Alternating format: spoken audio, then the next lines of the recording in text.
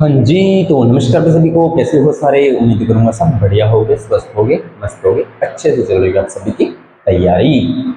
तो कैसे हो भाई सारे? अब तो मजा आ रहा होगा क्लासेस में। मजा कैसे नहीं आएगा? हमारे साथ पढ़ रहे हो और मजा ना आए, ऐसा तो हो ही नहीं सकता। 11वीं की क्लास के बायोलॉजी के हमने 12 चैप्टर कंप्लीट कर लिए हैं। कितने? 12। आज हम 13वां चैप्टर शुरू करने जा रहे हैं और चैप्टर का नाम है उच्च पादपों में प्रकाश संश्लेषण, यानी कि बड़े पादपों में प्रकाश संश्लेषण की बात करेंगे इसमें हम। तो बेस आपको पता ही है, प्रकाश संश्लेषण मैंने आपको बहुत बार पढ़ा दिया, बहुत बार। क्या होता है, समीकरण वगैरह वगैरह सारी बातें मैंने आपको पढ़ा दी। बस इसको हम थोड़ा सा डिटेल्ड पढ़ेंगे। क्या क्या पढ़ेंगे?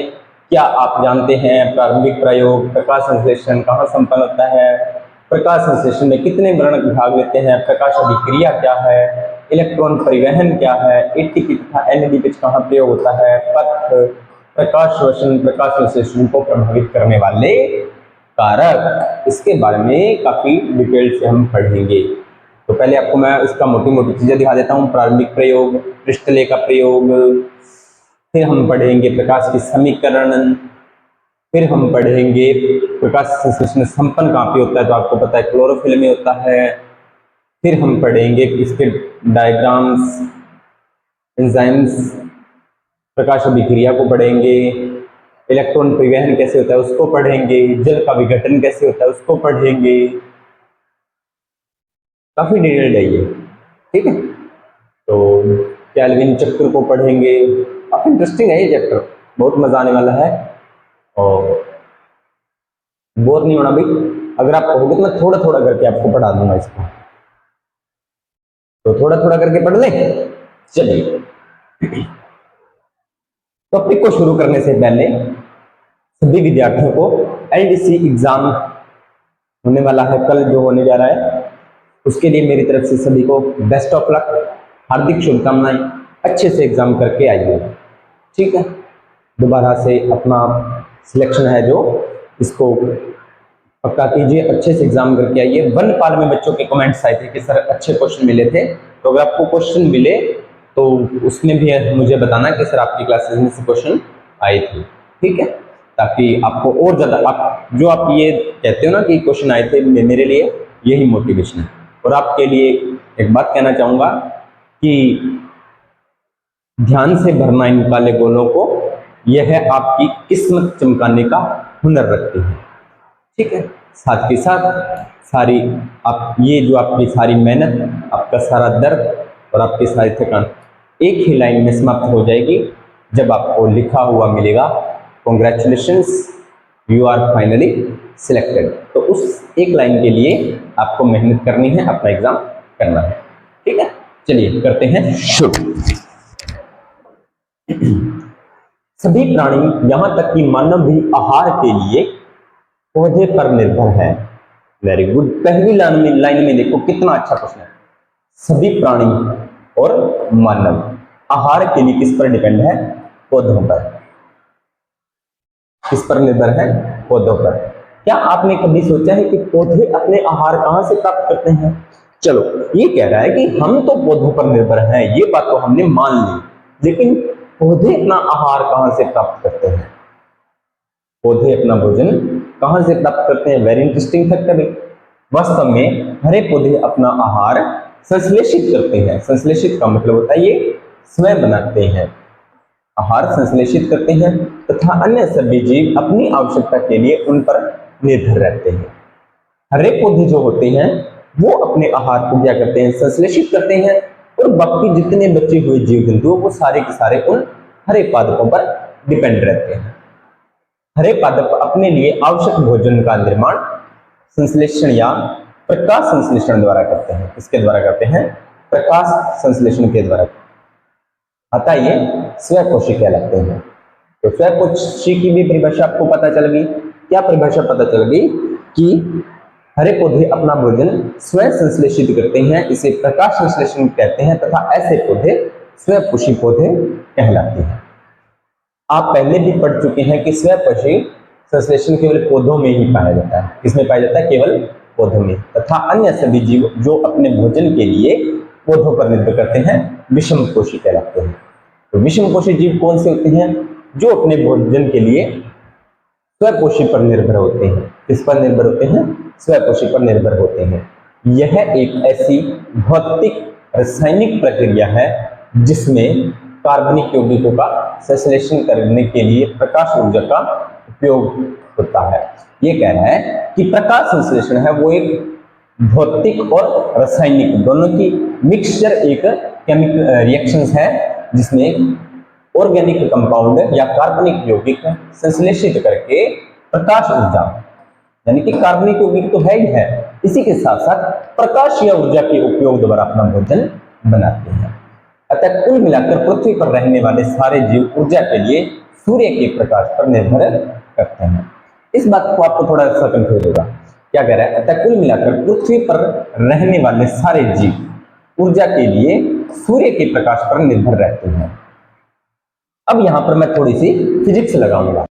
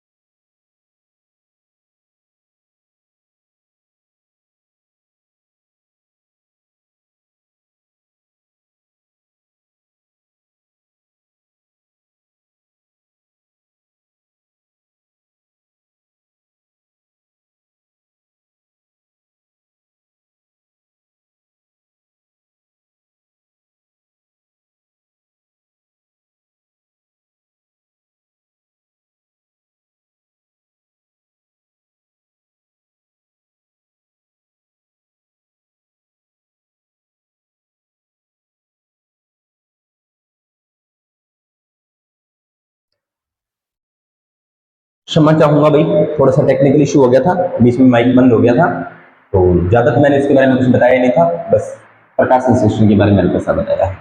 चलिए मैं पानी वगैरह पी लेता हूँ, आप भी पानी पी लीजिए। थोड़ा सा डिस्टर्बेंस होती है, मुझे भी बुरा लगता है, पर क्या करें, चीजों के साथ एडजस्ट करना पड़ता है।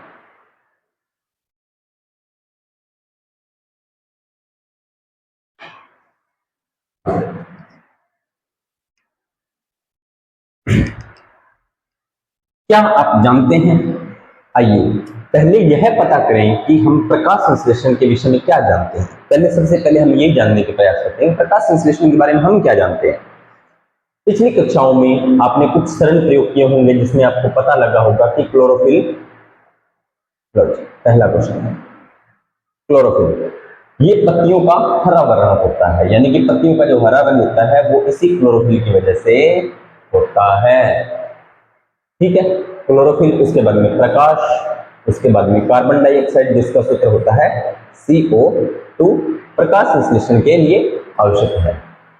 आपने शायद शबालित वेरीगेट पत्तियों तथा उन पत्ती में जिसे आंशिक रूप से काले कागज से ढक दिया जाए हो, प्रकाश में रखा हो, जिसे स्टार्च मंड बनाने का प्रयोग किया हो। स्टार्च के लिए इन पत्तियों के परीक्षण की बात यह प्रकट होती है कि प्रकाश संश्लेषण के लिए क्रिया के लिए सूर्य प्रकाश में पेड़ की केवल हरे भाग में संपन्न होता है, यानी कि प्रकाश संश्लेषण पौधे के कौन से भाग में संपन्न होता है? हरे भाग में संपन्न होता है। इस बात से इतनी कैलकुलेशन निकल गई। आपने एक अन्य प्रयोग आधी पत्ती से किया होगा जिसने एक पत्ती का आंशिक भाग परख नली के अंदर रखा होगा और इसे KOH से भीगी हुई रुई भी रखी होगी। KOH CO2 को अवशोषित करता है।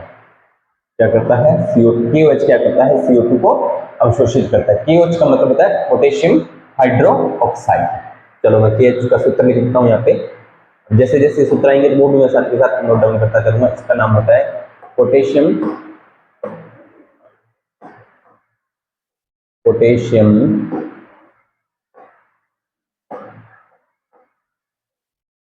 हाइड्रोक्साइड।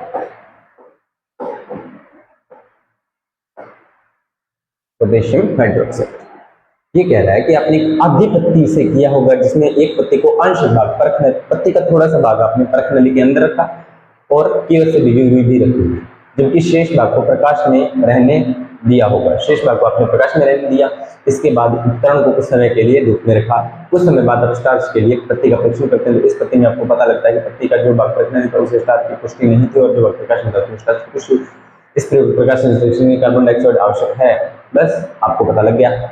ऊपर वाले प्रयोग में आपने क्या किया कि प्रकाश संश्लेषण होता है वो पौधे के हरे भाग पत्तियों में संपन्न होता है, लेकिन इसके साथ साथ इसने बोला है कि पत्तियों में CO2 की भी आवश्यकता होती है प्रकाश संश्लेषण के लिए।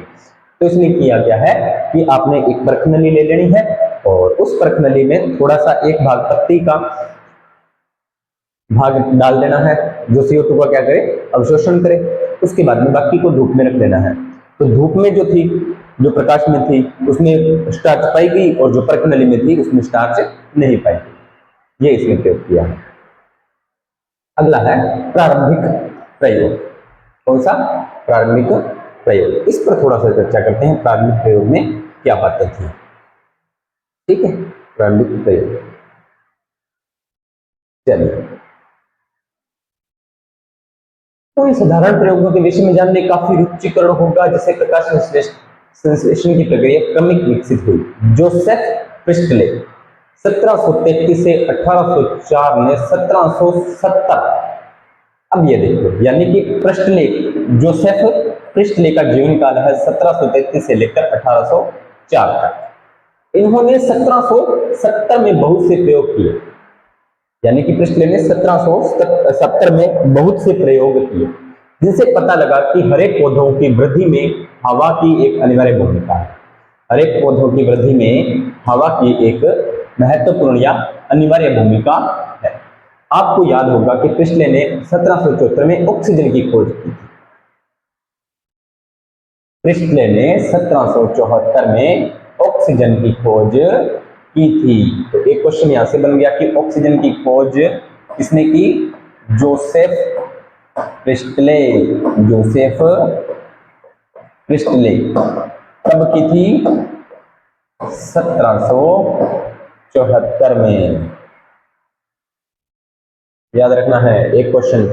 ऐसे ही एनसीईआरटी से क्वेश्चन निकलते हैं, ऐसे ही एनसीईआरटी से क्वेश्चन निकलते हैं। प्रिस्टले ने देखा कि एक बंद स्थान, जैसे कि एक बेजार में जलने वाली मोमबत्ती जल्दी ही बुझ जाती है, इसी प्रकार किसी चूहे का सीमित स्थान में जल्दी ही दम घुट जाता है। अब इसने क्या किया? एक प्रयोग किया। इसने क्या किया? एक प्रयोग किया। एक बॉक्स ले लिया, एक बॉक्स ले लिया, उसमें चूहे को रख दिया, इधर मोमबत्ती जला दी। ठीक है, बंद कर दिया इसको, तो मोमबत्ती बुझ गई और चूहा भी मर गया। अगली बार देखा तो क्या हुआ? इसने एक पौधा रख दिया, मोमबत्ती भी जल रही है, चूहा भी बचा हुआ है, मोमबत्ती भी जल रही है और चूहा भी बचा हुआ है। अब ये संभव कैसे है? इसको मैं आपको पूरी कहानी बताता हूं, फिर अपने पढ़ते हैं। इसको मैं नॉर्मल स्लाइड पर लेके चलता हूं, फिर वापस यही आएंगे। देखो, जोसेफ प्रिस्टले की बात है। थोड़ा सा मैं बड़ा लिखता हूँ, साथ के साथ मिटाता चलूंगा मैं। और ये कलर लेते हैं, थोड़ा सा इसको डार्क। हाँ, जोसेफ प्रिस्टले, समझना इसको, वो बाद में पढ़ लेंगे। जोसेफ प्रिस्टले ने O2 की खोज की थी 1774 में। ठीक है, इतनी बात आपको समझ में आई। अब देखो, मैंने जब आपको केमिस्ट्री पढ़ाई थी तो ऑक्सीजन गैस के बारे में एक बात बताई कि कोई भी वस्तु अगर जल रही है तो जलने में सहायक होती है, जलने में सहायक। ठीक है, जलने में सहायक, यानी कि कोई भी चीज अगर जल रही है तो उसके लिए ऑक्सीजन जरूरी है। इसके लिए आप एक प्रयोग भी कर सकते हो, मैंने बहुत बार आपको पढ़ाया है, तो आप वो भी कर सकते हो, और नहीं तो मैं आपको बता देता हूं। आप क्या करो, एक मोमबत्ती ले लो, मोमबत्ती का प्रयोग आपके लिए ज्यादा सरल रहने वाला है। ठीक है, इसको खुला छोड़ दो, खुली वायु में,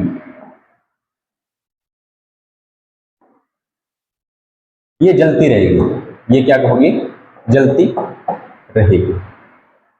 पहला प्रयोग आपने किया। दूसरी बार आप क्या करो,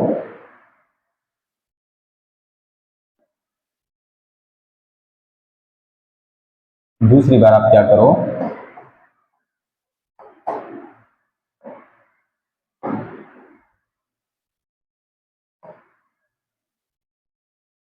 इसके ऊपर एक कांच का गिलास रखो। नंबर 2, कुछ ही समय बाद आप देखोगे, क्या देखोगे, कुछ ही समय बाद आप क्या देखोगे कि ये मोमबत्ती आपकी बुझ जाएगी। गिलास को मैं इसी कलर से बना देता हूं। ठीक है, मतलब क्या हुआ, ये मोमबत्ती खुली हवा में जल रही थी, जल रही है क्योंकि इसको प्रॉपर वायुमंडल से ऑक्सीजन मिल रही है। फिर आपने गिलास रखा तो इस गिलास के अंदर जितनी देर ऑक्सीजन थी उतनी देर तो ये मोमबत्ती जलती रही। जैसे इसके अंदर ऑक्सीजन खत्म हुई, वो ऑक्सीजन खत्म हुई तो वो मोमबत्ती आगे जाकर बुझ गई। ठीक है, अब आगे चलते हैं। अब प्रिस्टले ने क्या प्रयोग किया, प्रिस्टले ने क्या प्रयोग किया, प्रिस्टले ने एक प्रयोग किया कि एक तो उसने मोमबत्ती जला दी,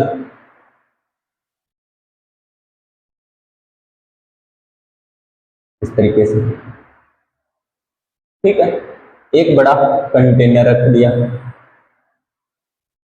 और इसके अंदर एक चूहा रख दिया। ठीक है, हुआ क्या, कुछ समय बाद, कुछ समय बाद क्या हुआ, मोमबत्ती भी बुझ गई और चूहा भी मर गया। अब चूहा मरा कैसे, इस गिलास के, इस कंटेनर के अंदर जितनी देर ऑक्सीजन थी मोमबत्ती जलती रही और चूहा भी उतनी देर से जिंदा रहा। अब सांस लेने के लिए हमें ऑक्सीजन जरूरी है, सांस लेने के लिए हमें ऑक्सीजन जरूरी है, तो अब ये मोमबत्ती जल रही थी तो ऑक्सीजन तो खत्म हो गई। अब इस कंटेनर में भी ऑक्सीजन खत्म हो गई तो चूहे का क्या हो गया, दम घुट गया और चूहा मर गया। पहले। दूसरा, तीसरे में उसने क्या किया, उसने एक धूप में प्लांट रख दिया, इधर मोमबत्ती जला दी, यानी कि ये सारे उसने प्रयोग धूप में किए हैं। अब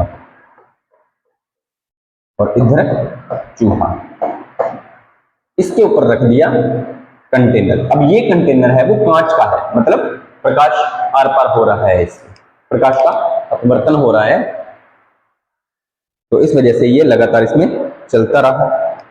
अब सनलाइट इस पर पड़ रही है तो ये क्या कर रहा है, फोटोसिंथेसिस कर रहा है। कैसे, क्योंकि अब इसके अंदर जो ऑक्सीजन थी जितनी देर, उसने कन्वर्ट करके किसको बना लिया, CO2 बना लिया। क्या बना लिया, ऑक्सीजन किसमें कन्वर्ट होगी, CO2 में। अब पौधे को, ये कंटेनर बंद है तो CO2 यहां से इसको CO2 मिल रही है। पानी इसके अंदर जब अपने पौधे का पूरा लगाया था, इसके अंदर पानी भी हमने दे दिया। सनलाइट इसे मिल रही है, यहां से बाहर से पत्तियां हरी है तो क्लोरोफिल भी मिल रहा है, तो C6H12O6 ये तो ग्लूकोज बन गया, प्लस साथ में ऑक्सीजन बन गया। अब ये ऑक्सीजन जो पौधे द्वारा छोड़ी गई है वो इस चूहे को भी जिंदा रखती है और इस मोमबत्ती को भी जिंदा रखती है। फिर ये ऑक्सीजन CO2 में कन्वर्ट हो रही है, इधर चूहा भी श्वसन कर रहा है तो उससे भी CO2 बाहर निकल रही है, मतलब इसी के अंदर। तो इस प्रकार से ये पूरा एक साइकिल चलता रहता है। चलो मैं दोबारा आपको समझाता हूं ये पूरी कहानी एक बार फिर। हुआ क्या है, यानी कि अब इस कंटेनर को मैं दोबारा थोड़ा बड़ा करके बनाता हूं। ये कंटेनर बना दिया, ये मैंने पौधा बना दिया। थोड़ा सा कलर चेंज कर लेते हैं ताकि आपको कंफ्यूजन न हो। ये मैंने मोमबत्ती बना दी इधर जो जल रही है, और इधर मैंने बना दिया चूहा।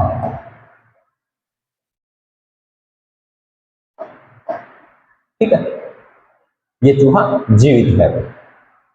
कैसे जीवित है ये पूरी अभिक्रिया समझाता हूं। इसके अंदर कंटेनर के अंदर कुछ देर के लिए ऑक्सीजन थी, कंटेनर के अंदर ऑक्सीजन थी। हाँ जी सर, ये ऑक्सीजन तो थी। ये ऑक्सीजन की वजह से ये मोमबत्ती जल रही है, मोमबत्ती जल रही है, बिल्कुल सर। ये मोमबत्ती जल रही है तो इसकी वजह से भी क्या बनती है, CO2 बनती है। ये CO2 इस कंटेनर में आकर इसमें आ गई। इधर से चूहा भी कुछ देर के लिए श्वसन कर रहा है, उससे भी CO2 बन रही है। ये CO2 भी यहां पर आ गई। ठीक, अब ऊपर से सनलाइट यहां पर पड़ रही है, तो अगली बार क्या होगा, कुछ समय बाद देखेंगे तो क्या होगा। कुछ समय बाद देखोगे तो क्या होगा, होगा क्या, ये इसमें पौधा लगाया हुआ है, इस पौधे के अंदर CO2 भी आ गई, H2O भी आ गया। सनलाइट बाहर से पड़ रही है, पत्तियां हरी हैं तो क्लोरोफिल भी है, तो इसमें क्या बनेगा, इसमें बनेगा ग्लूकोज प्रकाश संश्लेषण के द्वारा, और ग्लूकोज के साथ साथ बनेगी ऑक्सीजन। ऑक्सीजन बन गई। चलिए अब मैं इसको साथ साथ मिटा रहा हूं ताकि आपको दिक्कत न आए। यानी कि इसमें अब ऑक्सीजन भी आ गई,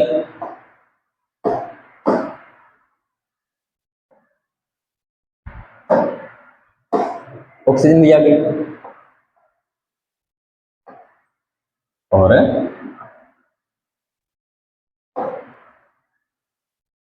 ये चूहा हो गया। ठीक है, ऑक्सीजन है तो इस ऑक्सीजन की वजह से ये चूहा भी जीवित है, ये मोमबत्ती भी जल रही है, लगातार चलता रहेगा और ये प्रक्रिया लगातार चलती रहती है। ये था प्रिस्टले का प्रयोग। अब हम देखते हैं प्रिस्टले ने क्या कुछ बातें बताई थी, उस पर हम वापस आते हैं और अपने टॉपिक पर बात करते हैं।